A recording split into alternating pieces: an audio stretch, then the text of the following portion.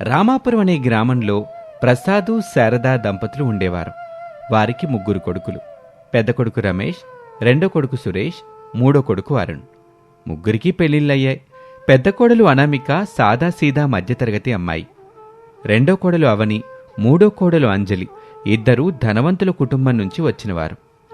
అనామికకి ఒక కూతురు నవ్య, అవనికి ఒక కొడుకు హరీషు ఉన్నారు. ఇలా ఉండగా ఒకరోజు ప్రసాద్ తన 3 కొడుకులని కోడలను పిలిచి ఆస్తి పంపకాలు చెయ్యాలని నిర్ణయించుకున్నాడు. 3 కొడుకులు కోడళ్ళు హాల్లోకొచ్చారు. రమేషు, సురేషు, అరుణ్, ఇటు రండి. మీ అందరికీ పెళ్లిళ్ళయ్యి సంవత్సరాలు గడుస్తున్నాయి. ఇంట్లో రోజురోజుకి చిన్న చిన్న విషయాలకే గొడవలొస్తున్నాయి. అందుకే నేనున్నప్పుడే ఈ కొద్దిపాటి ఆస్తిని 3 భాగాలుగా చేసి మీకు పంచేయాలని నిర్ణయించుకున్నాన్రా. నాన్నా, ఎందుకీ నిర్ణయం తీసుకున్నారు? మనం ఇలాగే కలిసుంటే బావుంటుంది కదా నాన్న.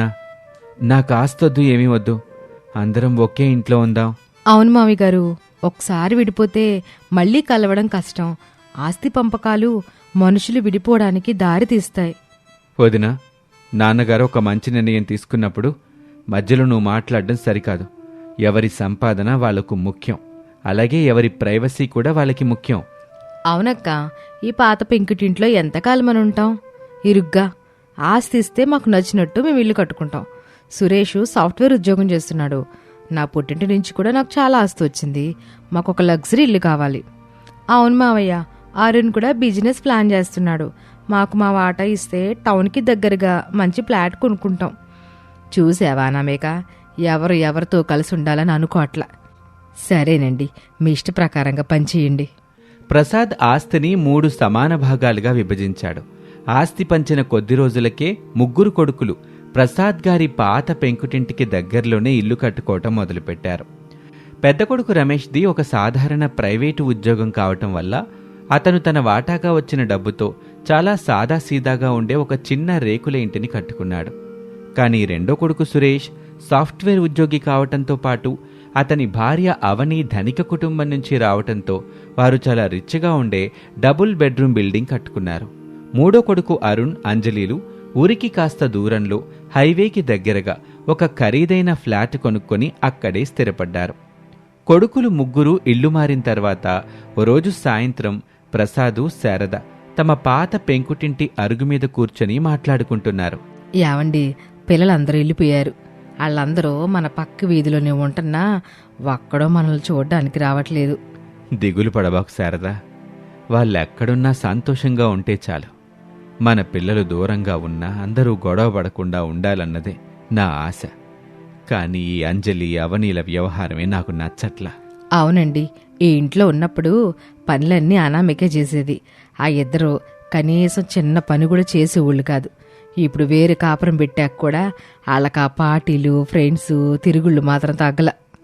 శారద అన్నట్టుగానే అవని తన విలాసవంతమైన జీవితంలో పడి సొంత కొడుకు హరీష్ని అస్సలు పట్టించుకోవటం లేదు. రోజుకో పార్టీ, పూటకో షాపింగ్ అంటూ తిరిగేది. దాంతో రోజు అవని హరీష్ను శారదమ్మ దగ్గర వదిలేసి వెళ్లేది. ఓ రోజు మధ్యాహ్నం శారద ఇంట్లో, నాకన్నం వద్దునానమ్మా, నాకు పిజ్జా కావాలి. నువ్వు వండిన పప్పు చారు నేను తినను. రే హరీషు, ఒక ముద్ద తినరా నాన్న. ఎప్పుడు పెజ్జాలు తింటే కడుపు పాడైపోదు. నీకోసమే వేడివేడిగా అన్నం పప్పు వండా, కొంచెం తిను, నీకు బలం వచ్చింది. వద్దు, నేను తినను, నేను అస్సలు తినను. అలా హరీష్ పరిగెత్తటం మొదలుపెట్టాడు. శారద వయసైపోయినందున అల్లరి చేసే హరీష్ వెనక పరిగెత్తి వాడికి తిండి పెట్టడం ఆమె వల్ల కావటం లేదు. హరీష్ అసలు నానమ్మ మాట వినేవాడు కాదు. ఇక సాయంత్రం అవని షాపింగ్ ముగించుకొని శారదమ్మ ఇంటికొచ్చింది. అత్తయ్య, హరీష్ ఎక్కడా? తయారయ్యాడా? మా ఫ్రెండ్ నీలిమ బర్త్డే పార్టీ ఉంది, మేం వెళ్ళాలి. ఏమే అవని, నీకసలు బాధ్యత ఉందా లేదా? పొద్దున వదిలేసెళ్ళు. ఇప్పటి వరకు పిల్లాడు ఒక్క ముద్ద కూడా తినలా. ఆడు చెప్పిన మాట వినట్లేదు. ఆ పార్టీలు, బిజినెస్ వ్యవహారాల కంటే నీ కన్న కొడుకు ముఖ్యం కాదా నీకు? కాస్త వాడిని పట్టించుకోయమ్మా. పిల్లాడు చూడు ఎట్ట బక్క చిక్కిపోతున్నాడు. అబ్బా అత్తయ్య, నాకు రోజుకు క్లాస్ పిక్కకపోతే మీకు నిద్ర పట్టదా? నా ఫ్రెండ్స్ అందరూ బిజినెస్ ఉమెన్స్. వాళ్ళతో రిలేషన్ మెయింటైన్ చేయకపోతే నా బిజినెస్ ఎలా సాగుతోంది? హరీష్ తినకపోతే వదిలేయండి. వాడికి ఆకలేసినప్పుడు వాడే తింటాడు కదా. వాడి కోసం నా బిజినెస్ని పాడు చేసుకోవాలా? రా హరీష్, కరెక్ట్. అవని హరీష్ని తీసుకుని వెళ్ళిపోయింది. ఓ రోజు మధ్యాహ్నం అనామిక తన చిన్న రేకుల ఇంటి ముందు కూర్చొని కూరగాయలు తరుగుతుంది. ఆమె కూతురు నవ్య పక్కనే ఆడుకుంటుంది. అప్పుడే నీరసంగా నడుచుకుంటూ హరీష్ అక్కడికి వచ్చాడు. అమ్మా, హరీష్ వచ్చాడు, రా అన్నయ్య ఆడుకుందాం. ఏంటి నాన్న హరీష్, ఇలా అయిపోయావు? నీ ముఖమంతా వాడిపోయింది. పెద్దమ్మ, నీ నిద్రలేచేసరికి అమ్మ ఇంట్లో లేదు.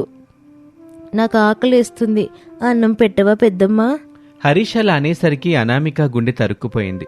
కన్నతల్లి ఉండి కూడా పిల్లాడు ఇలా ఆకలితో అలమటించటం చూసి ఆమె తట్టుకోలేకపోయింది. వెంటనే కూరగాయలు పక్కన పెట్టి అన్నం తీసుకొచ్చింది అనామిక. ఏడవకు నాన్న, మీ పెద్దమ్మ నేనున్నాను కదా, రా ఇక్కడ కూర్చో. నవ్య, నువ్వు కూడా రా అమ్మా. అనామిక ఆ ఇద్దరినీ పక్కపక్కనే కూర్చోబెట్టి ఇద్దరికీ ప్రేమతో ముద్దలు కలిపి తినిపించసాగింది. అబ్బా పెద్దమ్మ, ఈ కూర చాలా బాగుంది. మా అమ్మ ఎప్పుడూ నన్ను తిడుతూనే ఉంటుంది, నీలా సరిగ్గా తినిపించదు. అలా అనకూడదు నాన్న, అమ్మకి పనులు ఎక్కువై అలా చేసుంటుంది. నీకు ఆకలేస్తే ఎప్పుడైనా సరే ఈ పెద్దమ్మ దగ్గరకు వచ్చే, సరేనా? సరే పెద్దమ్మ. ఆ రోజు నుంచి అనామిక ఇంటికి వెళ్లటం హరీష్కి ఒక అలవాటుగా మారిపోయింది. హరీష్ స్కూల్ నుంచి రాగానే నేరుగా అనామిక ఇంటికి పెద్దమ్మ అంటూ పరిగెత్తుకుంటూ వచ్చేవాడు. అనామిక హరీష్కి ఇష్టమైన తిండి పెట్టి నవ్యతో పాటు కూర్చోబెట్టి హోంవర్క్ చేయించేది. ఇక రాత్రి అయ్యేసరికి హరీష్ అనామిక ఒడిలోనే నిద్రపోయేవాడు. ఓ రోజు రాత్రి అవని పార్టీ నుంచి హరీష్ కోసం అనామిక ఇంటికొచ్చింది. ఏంటక్క, నా కొడుకు నీ ఇంట్లోనే సెటిల్ అయిపోయినట్టున్నాడు. రావని పిల్లాడు స్కూల్ నుంచి వచ్చేసరికి మీ ఇల్లు తాళం వేసింది. వాడు ఆకలితో ఏడుస్తూ వస్తే నేనే అన్నం పెట్టి హోంవర్క్ చేయించి పడుకోబెట్టాను. అమ్మయ్య, వీడికి తిండి పెట్టడం పడుకోబెట్టడం అనే పెద్ద తలనొప్పి తప్పింది. సర్లే అక్క, ఎలాగో నీకు కొడుకులు లేరు కదా, నా కొడుకు నీ దగ్గరుంటే నీకు కాలక్షేపంగా ఉంటుంది. నేను వీటిని రేపు ఉదయం తీసుకెళ్తానులే. అవని తన బాధ్యత తప్పిందని సంతోషపడింది. ఇలాగే రోజులు గడుస్తూ ఉన్నాయి. ఓ రోజు ఆదివారం అవని ఇంట్లో హరీష్కి అన్నం తినిపించటానికి ప్రయత్నిస్తుంది. రే హరీష్, నోరు తెరిచి ముద్దు తిను. నీకోసం ఎంత కష్టపడి కూరండన తెలుసా? నేను తినను, ఈ కూర అస్సలు బాగోలేదు. నాకు పెద్దమ్మ వండిన కూరే కావాలి. నేను పెద్దమ్మ దగ్గరికి వెళ్తాను. ఏంటి పెద్దమ్మని విసిగిస్తున్నావు? నిన్ను కన్నది పెద్దమ్మ కాదు, నేన్రా. నన్ను కాదని ఆ పెద్దమ్మ దగ్గరికి వెళ్తావా? అంటూ అవని హరీష్ పైన చెయ్యెత్తుతుంది. నువ్వు నన్ను కొడతావు, పెద్దమ్మ నన్ను కొట్టదు, నన్ను ప్రేమగా చూసుకుంటుంది. నాకు నువ్వొద్దు, పెద్దమ్మే కావాలి. హరీష్ ఏడుస్తూ నేరుగా అనామిక ఇంటికి పరిగెత్తాడు. అదే సమయంలో అంజలి అవని ఇంటికి వచ్చింది. అవని కోపంతో ఊగిపోవటం చూసి అంజలి మెల్లగా ఆమె దగ్గరకు చేరింది. ఏంటవని అక్క అంత కోపంగా ఉన్నావు? హరీష్ ఏడుస్తూ అనామిక అక్క ఇంటివైపు పరిగెడుతున్నాడేంటి? చూసావా అంజలి, ఆ అనామిక నా కొడుకేం పెట్టిందో ఏంటో, వాడు నేను పెడితే తినట్లేదు, పెద్దమ్మ కావాలంటూ ఏడుస్తున్నాడు.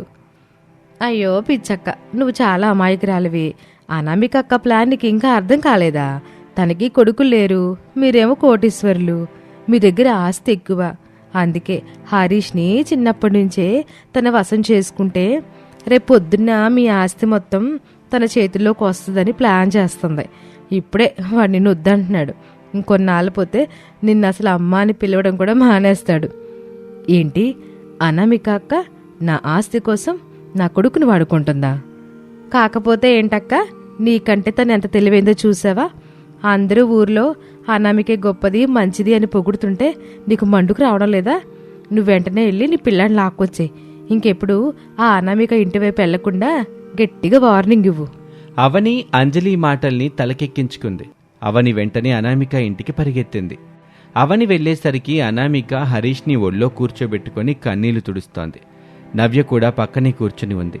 అప్పుడే అవని తుఫానులా ఇంట్లోకి దూసుకొచ్చింది. అనామిక, నా కొడుకుని నా నుంచి దూరం చేయడానికి నీకెంత ధైర్యం? ఏమైందవని, ఎందుకలా అరుస్తున్నావు? అవని హరీష్ చేయి పట్టుకుని గట్టిగా లాగుతూ, నోర్మి, నీ మంచితనం వెనుక ఉన్న కుట్రలన్నీ నాకు తెలుసు. నీకు కొడుకు లేరని, నా కొడుకుని మా ఆస్తిని కాజేయాలని చూస్తున్నావా? ఎంత నిజమైన బుద్ధి నీది. అవని, ఏం మాట్లాడుతున్నావు? నా మీద ఇలాంటి నిందలేస్తావా? పిల్లాడు ఆకలితో ఉంటే అమ్మలా అన్నం పెట్టాను, అంతే తప్ప నాకు ఏ పాపపు ఆలోచన లేదు. మేము ఆత్మాభిమానంతో బ్రతుకుతున్నాం. నీ ఆస్తి మాకొద్దు. చాలు చాలు, నీ నీతులు ఆపచ్చు. ఇకపై నా కొడుకు నీ ఇంటి నీడ కూడా తొక్కకూడదు. హరీష్, నడువింటికే. హరీష్ ఏడుస్తూ అనామికను హత్తుకోవాలని చూశాడు. కాని అవని వాడిని గట్టిగా గుంజుకుంటూ బయటకు తీసుకెళ్ళింది. ఈ గొడవ అరుపులు విన్న శారదా ప్రసాదు అక్కడికి పరిగెత్తుకుంటూ వచ్చారు. అమ్మా అవని, ఏంటమ్మా ఈ రచ్చ? వీధిలో నిలబడి తోటి కోడల మీద ఇట్లాంటి నిందలు వేస్తావా? అనామిక ఎంత మంచిదో మాకు తెలుసు. అవునమ్మా అవనే, పిల్ల ఆడికేవో నువ్వు సరిగ్గా చూసుకోవు, ఆడికి అన్నం పెట్టవు. ఆ పిల్ల ఏదో ప్రేమగా అన్నం పెడితే టపా అర్థం చేసుకోవటం ఏంటి? మీరెప్పుడు అనామికనే వెనకేసుకొస్తారు. మీరు నన్ను అర్థం చేసుకోరా? అవని హరీష్ని తీసుకుని వెళ్ళిపోయింది. ఇంటికెళ్ళిన తర్వాత అవని తన భర్త సురేష్తో అనామిక మీద లేనిపోని అబద్ధాలు చెప్పి గొడవకు ఉసుగొల్పింది. చూసారా సురేష్, మీ వదిన నా కొడుక్కి నా మీద లేనిపోనివి నూరు పోస్తుంది. మీ అన్నయ్య వదిన కలిసి మన ఆస్తి కోసం ప్లాన్ చేస్తున్నారు. మీ నాన్నగారు కూడా వాళ్ళకే సపోర్ట్ చేస్తున్నారు. ఎంత ధైర్యం నా అన్నయ్యకి వదినికి! రేపటి నుంచి వాళ్ళతో మాట్లాడడం బంద్ చేస్తాను. ఈ విధంగా కుటుంబంలో విభేదాలు వచ్చాయి. రమేష్ సురేష్ల మధ్య మాటలు నిలిచిపోయాయి. అనామిక ఎంతో బాధపడింది. కానీ ఆమెకు తెలుసు నిజం ఎప్పటికైనా బయటపడుతుందని. మరోపక్క రమేష్ జీతం ఆ చిన్న కుటుంబం గడవటానికి సరిపోవటం లేదు. నవ్య స్కూల్ ఫీజులు కట్టడమే కష్టంగా మారింది. ఓ రోజు రాత్రి, అనామిక, ఈ నెల నవ్య స్కూల్ ఫీజు కట్టకపోతే స్కూల్ నుంచి పంపించేస్తామంటున్నారు. నా జీతం కేవలం ఇల్లు గడవటానికే సరిపోతుంది. నాకెందుకో చాలా గిల్టీగా ఉంది అనామిక. ఏవండి, మీరు అధైర్యపడకండి. భార్యాభర్తలంటే ఒకరికొకరు తోడుగా ఉండాలి. నా దగ్గర ఒక ఆలోచన ఉంది. నాకు పెళ్లికి ముందు నుంచి టైలరింగ్ వచ్చు కదా, మన ఇంట్లోనే నేను బట్టలు కుట్టడం మొదలు పెడతాను. టైలరింగా? కానీ ఇప్పుడు అందరూ కొత్త కొత్త డిజైన్లు అడుగుతున్నారు కదా అనామిక. నీకు పాత డిజైన్లు వచ్చు కదా. ఈ రోజుల్లో నేర్చుకోవడానికి ఇంటర్నెట్ ఉంది కదండి. నా ఫోన్లో ఆన్లైన్ ద్వారా కొత్త కొత్త బ్లౌజ్ డిజైన్స్, జాకెట్స్, లైనింగ్ ఇవన్నీ నేర్చుకుంటాను. ఆ మాటకి రమేష్ సరే అన్నాడు. మరుసటి రోజు నుంచే అనామిక దినచర్య పూర్తిగా మారిపోయింది. ఆన్లైన్లో వీడియోలు చూస్తూ ఎంతో శ్రద్ధగా వినూత్నమైన డిజైన్లతో బ్లౌజులు కుట్టడం మొదలుపెట్టింది అనామిక. అనామిక కుట్టిన బ్లౌజుల ఫిట్టింగ్, డిజైన్లు చాలా పర్ఫెక్ట్గా ఉండటంతో మహిళలు ఆమె దగ్గరికి రావటం మొదలుపెట్టారు. అబ్బా అనామిక, టౌన్లో పెద్ద పెద్ద షాపుల్లో కూడా ఇంత బాగా కుట్టరమ్మా. డిజైన్ చాలా అద్భుతంగా ఉందనుకో, ఫిట్టింగ్ కూడా సూపర్. రేపటి నుండి మా బట్టలన్నీ నీ దగ్గరికే తెస్తాను. థ్యాంక్ యూ అండి. నా వరకు మీకు నచ్చితే అంతే చాలు. ఈ విధంగా రోజు రోజుకి అనామిక దగ్గరకొచ్చే కస్టమర్ల సంఖ్య పెరిగింది. ఆమె రాత్రింబవళ్ళు కష్టపడి బట్టలు కుట్టేది. వచ్చిన సంపాదనతో తన కూతురు నవ్య స్కూల్ ఫీజుల్ని తానే స్వయంగా కట్టేది. భర్తకు ఆసరాగా నిలిచింది. అనామికతో గొడవ పెట్టుకున్న అవని నెక్స్ట్ ప్లాన్ ఏంటి? ఆ కుటుంబాల మధ్య భవిష్యత్తులో ఇంకా ఎలాంటి గొడవలు రాబోతున్నాయి? వాటిని అనామిక ఎలా ఎదుర్కొంటుంది? ఈ విషయాలన్నింటికీ సమాధానం తెలియాలంటే తర్వాతి ఎపిసోడ్ చూడాల్సిందే. Thank you for watching. Amarapalli అనే ఒక పచ్చని పల్లెటూరు. అక్కడ గురవయ్య, సుశీలమ్మ అనే దంపతులు ఉండేవారు. వారి కొడుకు రమేష్కి పట్నం అమ్మాయి అనామికతో పెళ్లి జరిగింది. అనామికకి ఆ పల్లెటూరి వాతావరణం, అక్కడి పద్ధతులు ఏమీ అర్థమయ్యేవి కాదు. ముఖ్యంగా వస్తువుల్ని నిలవుంచుకునే పద్ధతులు చూసి ఆమె ఆశ్చర్యపోయేది. ఓ రోజు అనామిక తన అత్తగారితో మెల్లగా మాట కలిపింది. అత్తయ్యగారు, ఈ ఎండలకి పాలు, పెరుగు త్వరగా పాడైపోతున్నాయి. కూరగాయలు కూడా వాడిపోతున్నాయి. మన ఇంటికి ఒక ఫ్రిడ్జ్ కొనుక్కుందాం అత్తయ్య. ఏంటమ్మా ఫ్రిడ్జా? అవన్నీ పట్టణాల్లో ఉంటాయమ్మా. ఎక్కడ పల్లెటూళ్ళలో ఫ్రిడ్జ్ తీసుకొస్తే ఊళ్ళో అందరూ ఆశ్చర్యంగా చూస్తారు. ఏదో వింత వస్తువును చూసినట్టుగా చూస్తారమ్మా. మనకెందుకు ఆ గొడవ? వద్దులేమ్మా. అదేంటి అత్తయ్య అలా అంటారు? ఫ్రిడ్జ్ ఉంటే మనకే కదా సౌకర్యం. అయినా మా అమ్మ వాళ్ళు మనకి ఫ్రిడ్జ్ బహుమతిగా ఇస్తామంటున్నారు. వాళ్ళు ఇస్తామన్నప్పుడు కాదు అంటే అసలు బాగోదు కదా అత్తయ్య. ఇక్కడ ఎవరింట్లోనూ అట్లాంటి లేవు కోళ్ళ. రేపు పొద్దున్న అందరూ వచ్చి వింతగా చూస్తుంటే సమాధానాలు చెప్పలేక సావాలి. చుట్టుపక్కల వాళ్ళు ఎవరేమనుకున్నా మనకెందుకు అత్తయ్య చెప్పండి? మన అవసరం అంది, మన సౌకర్యం అంది. దయచేసి ఒప్పుకోండి అత్తయ్య. సర్లేమ్మా, నువ్వంతలా అడుగుతున్నావుగా. పైగా మీ అమ్మ వాళ్ళు ఎత్తామంటున్నారు కాబట్టి సరే అంటున్నా. కానీ ఊరు జనాలు అడిగే ప్రశ్నలకి నువ్వే సమాధానాలు చెప్పుకోవాలి మరి. జాగ్రత్త. అత్తగారు సరే అనటంతో అనామిక చాలా సంతోషపడింది. వెంటనే తన పుట్టింటి వారికి ఫోన్ చేసి చెప్పింది. మరుసటి రోజే పట్నం నుంచి ఒక పెద్ద వ్యాన్లో మెరిసిపోతున్న కొత్త ఫ్రిడ్జ్ వారి ఇంటి ముందు ఆగింది. ఆ పెద్ద పెట్టెను చూసి ఊరి జనాలందరూ గురవయ్య ఇంటి ముందు గుమిగూడారు. ఏంటి సుశీల, ఏంటి పెద్ద పెట్టి? ఇందులో ఏముంది ఏంటి? అదేనండి, మన కోడలు చెప్పిన ఫ్రిడ్జ్. దీని ఇంట్లో పెట్టుకుంటే లోపలంతా మంచు కురుసుద్దంట. ఇక ఫ్రిడ్జ్ ఇంట్లోకి రాగానే అనామిక ఎంతో ఉత్సాహంగా దాన్ని శుభ్రం చేసి స్విచ్ ఆన్ చేసింది.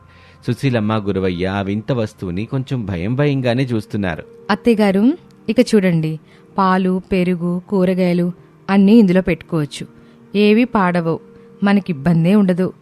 అయితే అత్తయ్య, ఇందులో ఏది పెట్టాలన్నా నన్ను ఒక మాట అడగండి. ముఖ్యంగా అరటిపళ్ళు లాంటివి అస్సలు పెట్టొద్దు, అవి త్వరగా నల్లగైపోతాయి. సర్లే అమ్మా, నువ్వు చెప్పినట్టే చేద్దాం. కానీ అదేంటో విచిత్రం, రోజు పాలు పోసే శాంతమ్మ ఈరోజు పాలు పోయిలా. ఇంట్లో అసలు పాలు లేవు. మీ మామయ్య గారికి ఏమో కాఫీ ఇవ్వాలి. కాస్త మార్కెట్కి వెళ్ళి పాలు తీసుకురాగలవమ్మా? సరే అత్తయ్య, తెస్తాను. ఈ కూరగాయలు లోపల పెట్టేసి వెళ్తాను. అనామిక బుట్టలో ఉన్న కూరగాయలు తీసుకుని ఫ్రిడ్జ్ తలుపు తీసింది. తీయగానే ఆమె కళ్ళు ఆశ్చర్యంతో వెడల్పయ్యాయి. ఫ్రిడ్జ్ లోపల ఖాళీగా ఉండాల్సిన చోట ఒక పెద్ద వెండి పాత్ర నిండా తెల్లటి పాలు కనిపించాయి. అత్తయ్యగారు, అత్తయ్యగారు, త్వరగా రండి, ఫ్రిడ్జ్లో పాలున్నాయి. ఏంటమ్మా, పాలుండడం ఏంటి? మీ మామయ్య గారు గాని రమేష్ గారు గాని అసలు పాలు తీసుకురాలేదు కదా. అప్పుడే గురవయ్య అక్కడికి వస్తూ, ఏవేం సుశీల, ఎందుకలా కంగారు పడుతున్నారు?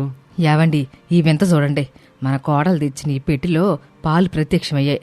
అసలు ఇందులో పాలు ఎవరు పోసారు? నాకు కూడా అర్థం కావడం లేదు మామయ్య గారు. నేను ఇప్పుడే కదా ఆన్ చేశాను, మరి ఈ పాలు ఎక్కడి నుంచి వచ్చాయి? గురవయ్య నెమ్మదిగా ఆ పాత్రను బయటకు తీసి చూశాడు. పాలు చాలా చిక్కగా చల్లగా ఉన్నాయి. పాత్ర మీద ఏదో వింతైన గుర్తు మెరుస్తుంది. అమ్మో, ఇదంతా చూస్తుంటే నాకు భయమే వస్తుంది. ఇందులో పాలు అవే పుడతాయా ఏంటి? లేక మన కోడలో పట్నం నుండి ఏదైనా మాయ పెట్టి తెచ్చిందా? అత్తయ్యగారు, నేనేం మాయ చేయలేదు, కానీ ఈ పాలు చూస్తుంటే అచ్చం మాయలాగే ఉంది. అందరూ ఆశ్చర్యంగా చూస్తూనే ఉంటారు. అప్పుడు అనామికకి ఒక ఆలోచన వచ్చింది. అత్తయ్యగారు, మామయ్య గారు, నాకు ఒక సందేహం వస్తుంది. ఒకసారి ఊరికి మనం ఇంకేమైనా కావాలని కోరుకుందామా? అలా కోరుకోగానే అక్కడ ప్రత్యక్షమైందంటే ఖచ్చితంగా ఇది మాయా ఫ్రిడ్జ్ అని మనకు అర్థమవుతుంది. అట్టాగేనమ్మా, అట్టాగే చేద్దాం. నాకేమో దానిమ్మ పళ్ళు అంటే చాలా ఇష్టం. నాకు కొన్ని దానిమ్మ పళ్ళు కావాలి. సుశీలమ్మ అలా కోరుకోగానే అందరూ ఆత్రతగా మళ్లీ ఫ్రిడ్జ్ తలుపు తెరిచి చూశారు. ఆశ్చర్యం, అందులో తాజా దానిమ్మ పళ్ళున్నాయి. వాటిని చూసి అందరూ నోట్లో వేళ్లేసుకున్నారు. అత్తయ్య, ఇది నిజంగానే మాయా ఫ్రిడ్జ్.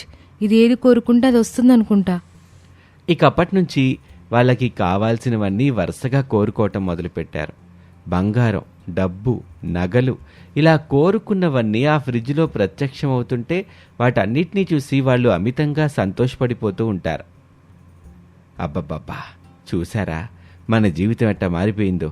మనకసలు కష్టాలే ఉండవు, మనం బాగా డబ్బున్న వాళ్ళం అవుతాం సుశీల. అందరూ ఆ ఆనందంలో మునిగిపోయి ఉంటే ఇంటి నుంచి బయట ఎవరో పిలుస్తున్న శబ్దం వినిపిస్తూ ఉంటుంది అనామికకి. అనామిక గారు, ఎవరైనా ఉన్నారా? అదే, మీరు చూసుకుంటూ ఉండండి, నేను బయటికెళ్ళొస్తాను. అనామిక కంగారుగా బయటకు రాగానే ఎదురుగా డెలివరీ బాయ్ని చూసి ఆశ్చర్యపోయింది. ఆ డెలివరీ బాయ్ ముఖంలో ఆందోళన కనిపిస్తుంది. మేడం, ఒక చిన్న పొరపాటు జరిగింది మేడం. మీకు డెలివరీ అయిన ఫ్రిడ్జ్ ఒకటి, మీరు తీసుకోవాలి అనుకున్న ఫ్రిడ్జ్ మరొకటి. పొరపాటున వేరే వాళ్ళ ఫ్రిడ్జ్ మీకు డెలివరీ అయింది. మీరు దాన్ని రిటర్న్ ఇచ్చేయండి, నేను మీ ఫ్రిడ్జ్ని ఇప్పుడే తీసుకొస్తాను. డెలివరీ బాయ్ ఆ మాట అనగానే అనామిక కంగారు పడిపోయింది. ఏం చేయాలో అర్థం కాక, ఒక్క నిమిషం ఆగండి అని చెప్పి వేగంగా ఇంట్లోకి వెళ్ళింది. అక్కడ బంగారం, డబ్బు చూసుకుంటున్న అత్తగారు, మామయ్యలకి జరిగిన విషయం చెప్పింది. అత్తయ్య, బయట డెలివరీ బాయ్ వచ్చాడు. పొరపాటున వేరే వాళ్ళ ఫ్రిడ్జ్ మనకి ఇచ్చాడట. దాన్ని వెనక్కి ఇచ్చేయమంటున్నాడు. దానికెందుకమ్మా అంత కంగారు పడతావు? ఆ ఫ్రిడ్జ్లో నుంచి వస్తున్న డబ్బు ముందు వాడికి ఎంతకు కావాలంటే అంతకి ఇచ్చేసేయి. వాడు ఆ డబ్బు తీసుకుని వెళ్ళిపోతాడు.